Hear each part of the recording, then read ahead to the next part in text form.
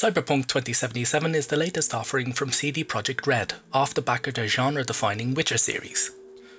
Set in the dystopian future of Night City in the aftermath of a nuclear war, your character is V. Your background is either as a nomad, a former corporate exec, or a street kid. Each of these alters the starting mission to help set up the main story. Starting off in Night City, you'll be tasked with stealing a valuable brain chip, known as a relic. Predictably, this mission goes tits up, and after this your world goes downhill fast. Then, you're left on your own in Night City with a raft of side missions to complete alongside your story missions. These will take you all over the entirety of Night City and beyond.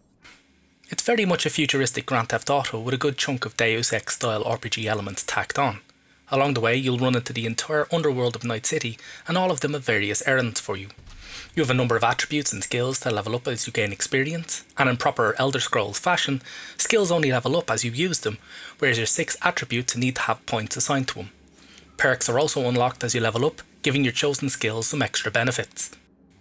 Starting off, the world is incredible. Night City is huge and sprawling, and that's even before you get to the wasteland outside the city limits. It really feels like a bustling metropolis you can get totally lost in, and you will often. There's loads to do and even more to see. Even if you ignore most of the city exploration and just stick to doing the main missions, you'll still get to roam the majority of the game world. An awful lot of effort has clearly gone into making Night City itself feel like its own character, a living, breathing entity. As for the actual characters themselves, they're a varied bunch and are all pretty good. Some are quite detailed and have lots of nuance, and some are quite stereotypical, but that's okay. Stereotype and Cyberpunk go hand in hand. The characters are all human to a degree, and only a few really stray into stupid territory. They're all also voice acted quite well, and the dialogue is decently realistic to the characters and the world, even if it involves a fair amount of quite cringy slang.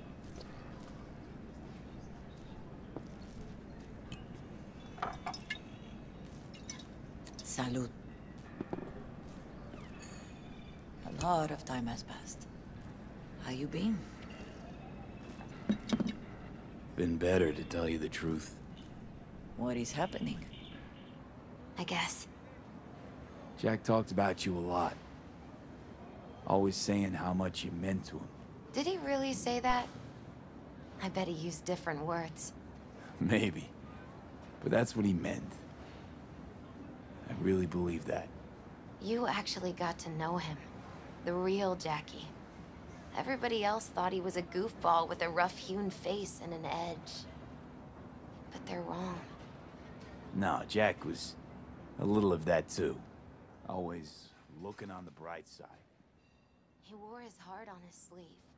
The weapons are your usual brand of pistol, submachine gun, rifle and melee. They're also the usual tiering of common, good, rare and epic a la virtually every single RPG released in the last 10 years or so. There's stealth takedowns, both lethal and non-lethal, along with hacking, not just computers and security systems but also your enemies themselves, and a huge crafting mechanic. So that's the game layout, but how does it play? Not the best, to be frank.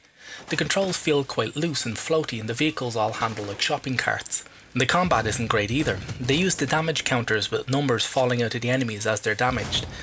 The aim assist, a real necessity in console FPSs, seems to always target just above the enemy you're trying to aim at. The cover mechanic also doesn't work for anything that's not a completely straight waist-high object. The weapons also seem to have huge range penalties for some reason, and even the sniper rifles seem to do less damage the further you are away, which is completely fucking ridiculous. This means that the close range weapons have to be practically inserted into their targets before they'll do anything like meaningful damage. The main story missions are all quite good. They progress the plot very well, they never take the piss when it comes to suspension of disbelief. The side missions are varying levels of meh, however. None have any bearing on the main story at all and only really serve for stat padding. Combine this with the repetitive nature of the random quests like the assaults, car thefts and bounty hunting, and that led me to just not bothering with any of them after the first 10 or so hours. Also, to see that they've implemented an auto-spawn mechanic for the wanted levels whereby the police just spawn in right behind you no matter where you are is such a dick move it's beyond belief. Robotic machine in the world's on a collision course with chaos. But hey, at least Rogue's still alive. You know, you got some nerve. First you had to kill me, now you want to be my pal. Make like nothing happened. You know you don't gotta speak out loud to talk to me. What do you want? And I've processed some shit, changed my mind. Don't want you dead anymore. Go fuck yourself, dickwipe. Hey, wasn't easy for me either. I suppose it's difficult to talk about Cyberpunk without mentioning the bugs, and there's a fair number of them. I won't be detailing the ones I ran into here, given that the entire internet is ripping itself apart with lists detailing them, but I will say that it's still shocking quite how unfinished the game seems. You really do have to play it for yourself to see how much, from just random texture popping to objects switching places, leading to a character sticking his own gun right through his head like one of those joke arrow hats, to the most unforgivable ones like T-posing and blue screen crashes. In my first 10 hours of gameplay, the game crashed out completely 5 times. Projekt Red must be receiving terabytes of bug video footage courtesy of the PlayStation's automatic bug report function alone. But the main issue here is, do the bugs make the game unplayable? And for the most part, no. But they do make it unlikable. Many have been angry at the notion that they've paid a fair chunk of cash to QA a game that's been in development for almost a decade. But when I consider the lack of issues on PCs compared to consoles, it makes me wonder why there was such a huge emphasis was made for the PC. Why neglect such a vast amount of your fanbase?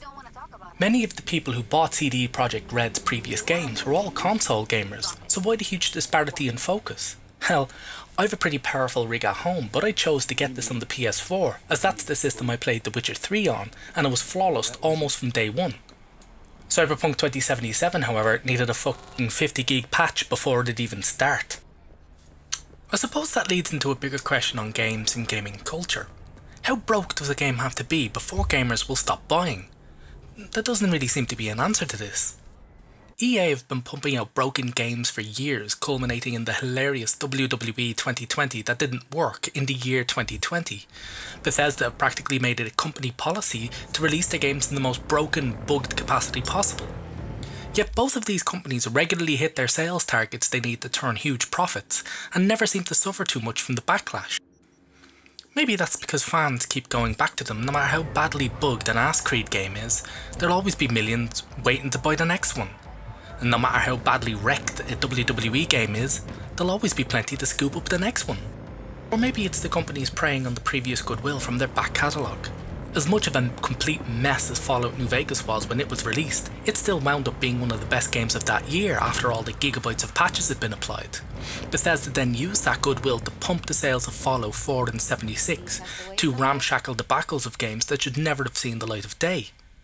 Maybe it's the fact that the Witcher series had pretty much guaranteed them gangbuster sales for whatever they put out next, that lulled Projekt Red into believing their own hype.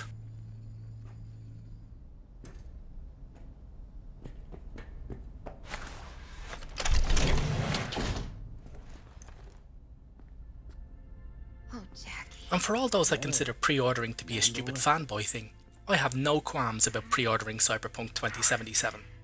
I judged Projekt Red on their previous track record and went with it.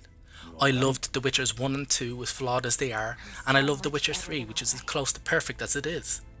So when they announced their next game was an open world dystopian fantasy, I signed right the fuck up and I feel no shame about it. I just won't be rushing to the next one. I'll be leaving it for a good long while before I buy it. I, and many gamers like me, should consider this their once bitten. Hopefully, when Projekt Red pump out their next one, we remain twice shy. Isn't it just a little, janky? It's hideous. But it's also the most beautiful thing I've ever...